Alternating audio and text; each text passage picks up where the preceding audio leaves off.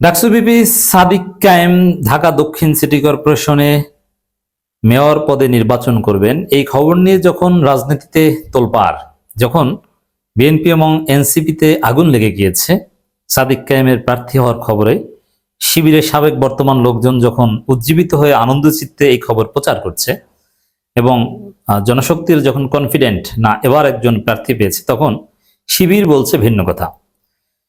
শিবির বলছে যে শিবিরের কোনো জনশক্তির প্রার্থী হওয়ার সুযোগ নাই শিবিরের অনুমতি ছাড়া, আর শিবিরের বিদায়ের পর তিনি যে কোনো দল করতে পারেন।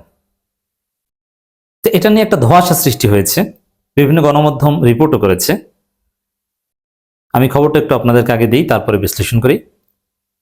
একটা গণমাধ্যম রিপোর্ট করেছে সাদিক কায়েম মেয়র প্রার্থী হওয়া নিয়ে যা বলল শিবির, শিবির যা বলল তাতে অনেকটা দ্বারা এরকম, বা কেউ কেউ ব্যাখ্যা করছেন বা মজা করে অনেকে বলছেন সাদিক কায়েম মেয়র প্রার্থী হোক, এটা শিবির চায় না।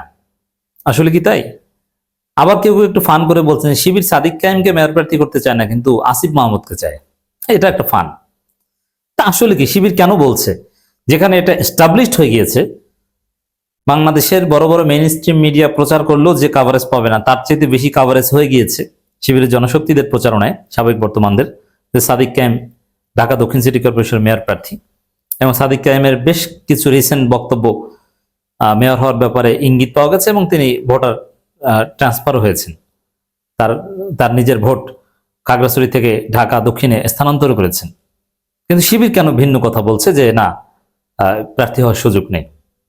আমরা একটু খবরটা দেখি।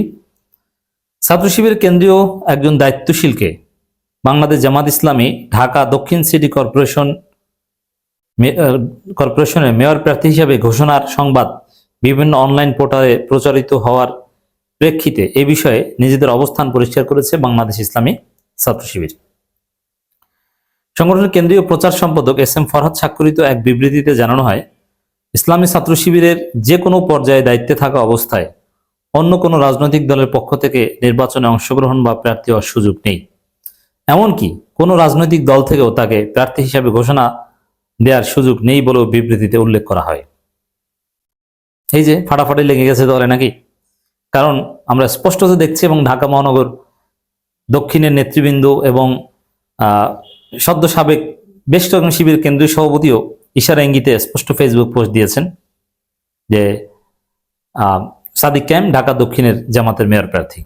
এমনকি সাদিক কায়েম ঢাকা দক্ষিণ জামাতের প্রোগ্রামে ইঞ্জিনিয়ার্স ইনস্টিটিউশনে গিয়েছে, সেখানে যাওয়ার কোনো কথা না। সেটা থানা দায়িত্বশীল একটা সমাবেশ ছিল, প্রোগ্রাম ছিল, সেখানে সামনের সারিতে যে বসেছেন সাদিক কায়েম বা বসানো হয়েছে, তো ওখানে তো সাদিক কায়েমের যাওয়ার কোনো প্রশ্নই ওঠে না, কিন্তু সাদিক কায়েম গিয়েছেন। তো এখন এটা আর এবং এই এস এম ফরহাদ স্বাক্ষরিত বিবৃতি, এই দুইটার মধ্যে সম্পূর্ণ কন্ট্রাডিকশন আমরা লক্ষ্য করছি। বিবৃতিতে আরো বলা হয়, ইসলামী ছাত্র শিবির থেকে দায়িত্ব শেষ করে বিদায় নেয়ার পর যে কেউ যে কোনো রাজনৈতিক দলে যুক্ত হয়ে নির্বাচনে অংশগ্রহণ করতে পারবেন। বর্তমান সেশনে কোনো দায়িত্বশীল নিয়ে এ ধরনের বিভ্রান্তিকর সংবাদে বিভ্রান্ত না হওয়ার জন্য সংশ্লিষ্ট সকলকে অনুরোধ জানানো হয়েছে। তাহলে এখন এই রহস্যের সমাধান কি? দেখেন, দুইটাই সত্য। শিবির এই বিবৃতি দিয়েছে এবং শিবিরের কোনো রানিং জনশক্তি মেয়র প্রার্থী হতে পারবে না বা অন্য কোনো দলের অধিকার নাই তাকে মেয়র প্রার্থী হিসেবে ঘোষণা করার, এটাও সত্য। এবং সাদিক কায়েম ঢাকা দক্ষিণে জামাতের মেয়র প্রার্থী, এটাও সত্য। তাহলে তো আরো প্যাচ লেগে গেল। এটা সমাধান হচ্ছে যে শিবির জামাত ইসলামীর কোনো অঙ্গ সংগঠন নয়। জামাত ইসলামীর লেজুর ভিত্তিক রাজনীতি শিবির করে না। হ্যাঁ, শিবির জামাতের সেম আদর্শের সংগঠন এবং কমন ভ্যালুস পজেস করে, বাট অঙ্গ সংগঠন নয়। শিবির সম্পূর্ণ আলাদা এবং স্বতন্ত্র সংগঠন। শিবির চলে শিবিরের সিস্টেম, শিবিরের আলাদা সংবিধান আছে, এবং শিবিরের নেতৃত্ব, শিবিরের ডিসিশন জামাতের কেউ দেয় না, সম্পূর্ণ শিবির নেয়। এখন এই যে শিবির লেজুর ভিত্তিক সংগঠন না, এই কথাটা শিবির গর্বের সাথে প্রচার করে। এটা প্রমাণ করার জন্য বা এই যে বৈশিষ্ট্য, এটা ধরে রাখার জন্য শিবির এই বিবৃতি দিয়েছে যে যেহেতু আমরা লেজুর ভিত্তিক সংগঠন না, অতএব জামাত শিবিরে কোনো নেতাকে প্রার্থী করতে পারে না। শিবিরের এই জায়গাটা ক্লারিফাই করেছে। তাহলে কি সাদিক কায়েমকে শিবির প্রার্থী করতে চায় না? অবশ্যই এটা নিয়ে শিবিরের কোনো আপত্তি থাকার কথা না, যেহেতু জামাত এবং শিবিরের লক্ষ্য উদ্দেশ্য এক। শিবিরও চায় সাদিক কায়েম প্রার্থী হোক। তবে যেহেতু লেজুর ভিত্তিক সংগঠন না, এই জন্য সাদিক কায়েমকে যদি নির্বাচন করতে হয় তাহলে শিবির থেকে বিদায় নিতে হবে। শিবির থেকে বিদায় নিয়ে তাকে জামাতের সহযোগী সদস্য ফর্ম পূরণ করে জামাত ইসলামীতে যোগ দিতে হবে।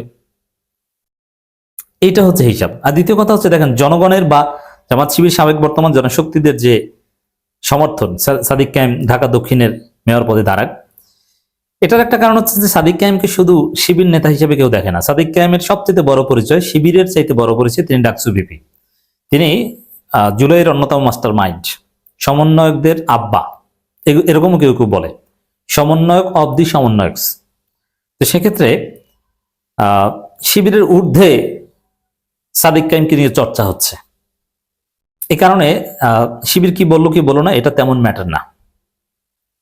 অধিকাংশ মানুষ বা জনগণ এখন সাদিক কায়েমকে চায়, বিষয়টা এভাবে দাঁড়িয়েছে।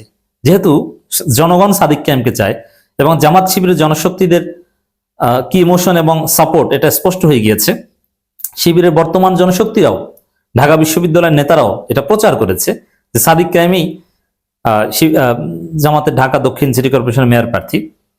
অতএব এখানে শিবির যে ব্যাখ্যায় দিক না কেন বা অন্য যে যাই বলুক না কেন, সাদিক কায়েমকে ঢাকা দক্ষিণ সিটি কর্পোরেশন মেয়র প্রার্থী করতে হবে এবং এটাই করা হবে। তবে শিবির যে লেজুর ভিত্তিক সংগঠন না, এটা প্রমাণ করার জন্য হয়তোবা শিবির থেকে তাকে বিদায় নিতে হবে, নাম্বার ওয়ান। দ্বিতীয় হচ্ছে, আর এটা তো জানেন যে শিবির থেকে বিদায় নিয়ে নর্মালি জামাত করবে, এটাই তো প্রত্যাশা এবং এটাই তো হয়ে থাকে, মানে দু একটা ব্যতিক্রম আছে। এখানে যে প্রশ্নটা সামনে সেটারও একটু সমাধান করা দরকার, যে শিবির আসলে কি তাহলে লেজুর ভিত্তিক সংগঠন না? এই যে শিব বললো যে শিবিরের জনশক্তিকে প্রার্থী করার সুযোগ নেই, আর জামাত ওদিকে প্রার্থী করে দিল, এটাই সত্য। এখন সাদিক কায়েমকে শিবির থেকে বিদায় নিতে হবে যদি আনুষ্ঠানিকভাবে প্রার্থী হিসেবে যাত্রা শুরু করে, তাহলে হিসাব ক্লিয়ার। এর মাধ্যমে আবারও প্রমাণিত হলো যে শিবির লেজুর ভিত্তিক সংগঠন না।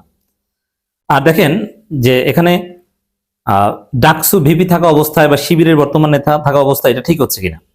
ডাকসু ভিপি থাকা অবস্থায় অন্য কোনো ইলেকশন করতে পারবে না এমন কোনো বিধান নাই, অতএব অবশ্যই করতে পারবে।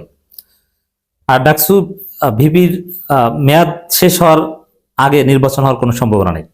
সাদিক কায়েম নির্বাচনে দাঁড়ানোর আগেই ডাকসু ভিপির মেয়াদ শেষ হয়ে যাবে, এটা একটা কথা। আর দ্বিতীয় হচ্ছে,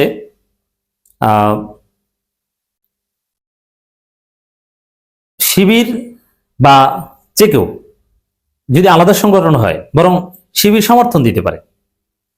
জামাতের তাদের জনশক্তি না হলে অন্য কেউ তো জামাত সমর্থন দিতে পারে। এখানে জোটগত নির্বাচন বা নির্বাচন একটা ভাস্ট একটা বিষয়। সেখানে জামাতের লোকই যে সবসময় নির্বাচনে দাঁড়ায় তা না, অনেক ক্ষেত্রে জামাত তো সমর্থন দেয়। যেমন এই বিসিবি নির্বাচনে জামাত আমিনুল ইসলাম বুলবুলকে সমর্থন দিয়েছে, তাই তিনি কি জামাত না? এরকম অনেক ক্ষেত্রেই কিন্তু হয়। অতএব এই যে বলছে যে লেজুর ভিত্তিক সংগঠন প্রমাণিত হলো না, এখানে যে কেউ যে কাউকে সমর্থন দিতে পারে। এনসিপি কে জামাত সমর্থন দেয় অনেক ক্ষেত্রে, অনেক জায়গায় দিয়েছে। এনসিপির 6 জনকে এমপি বানিয়ে এনেছে। এর মানে কি একে অপরের লেজুর ভিত্তিক সংগঠন না? এটা কোনো সমস্যা না। সাদিক কায়েমের অবস্থান আলাদা। সাদিক কায়েম ডাকসু ভিপি, জননেতা, তারুণ্যের আইকন এবং জনগণের আকাঙ্ক্ষা। মানুষ চায় যে এরকম একজন তরুণ শিক্ষিত স্মার্ট প্রার্থী। এইরকম প্রার্থী তিনি এখন পর্যন্ত জামাতের কিছু না, জামাত তাকে সমর্থন দিবে। এতে লেজুর ভিত্তিক সংগঠন বা শিবির থেকে তিনি বিদায় নিক বা না নিক, এতে লেজুর ভিত্তিক সংগঠন প্রমাণিত হয় না। যে কেউ যে কোনো সংগঠন যে কাউকে সমর্থন দিতেই পারে, এটা তো অন্যায় নয়।